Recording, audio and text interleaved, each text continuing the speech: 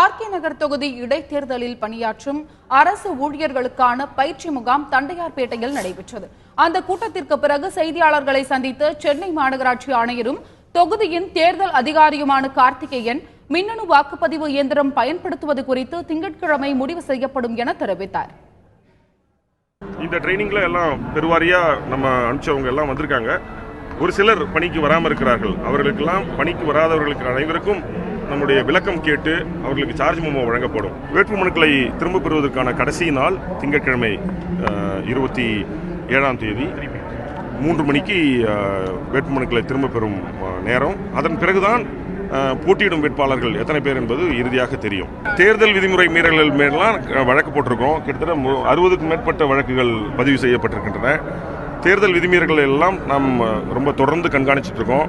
நம்முடைய video surveillance team, பறக்கும் படை, இந்த ஸ்டாட்டிக் சர்வேலன்ஸ் டீம் இதெல்லாம் முழு வீச்சில் 24 மணி நேரமும் பணியில் இருக்கிறார்கள். இதுவரை எனக்கு தெரிந்து 7 லட்சம் ரூபாய் கேஷ் பறிமுதல் செய்யப்பட்டுள்ளது.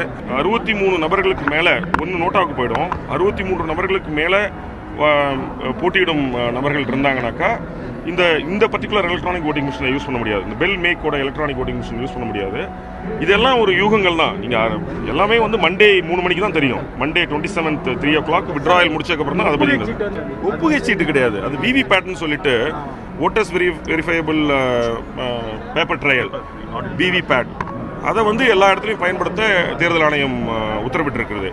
அது என்னன்னாக்கா, ஒருத்தர் ஓட்டு போட்டுட்டீங்க, ஒரு பர்டிகுலர் கட்சிக்கோ இல்லை ஒரு பர்டிகுலர் சுயேட்சைக்கோ நீங்கள் ஓட்டு போட்டிருக்கீங்க, ஒரு சின்னத்தை தான் ஓட்டு போடுறீங்க. நீங்கள் ஓட்டு போட்டது கரெக்டாக அந்த ஓட்டெல்லாம் பதிவாயிருக்கான்னு தெரிஞ்சுக்கிறதுக்கு பக்கத்துலேயே ஒரு சின்ன மிஷின் இருக்கும். அந்த மிஷினில் பேப்பரில் அந்த நீங்கள் ஓட்டு போட்ட அந்த சின்னம் வரும். அதை நீங்கள் பார்த்துக்கலாம். அப்போ உங்களுக்கு வாக்காளர்களுக்கு ஒரு திருப்தி கிடைக்கும். நமக்கு போட்ட ஓட்டு தான் கரெக்டாக பதிவாயிருக்கு, அந்த சின்னம் தான் வந்திருக்குன்றதை தெரிஞ்சுக்கலாம்.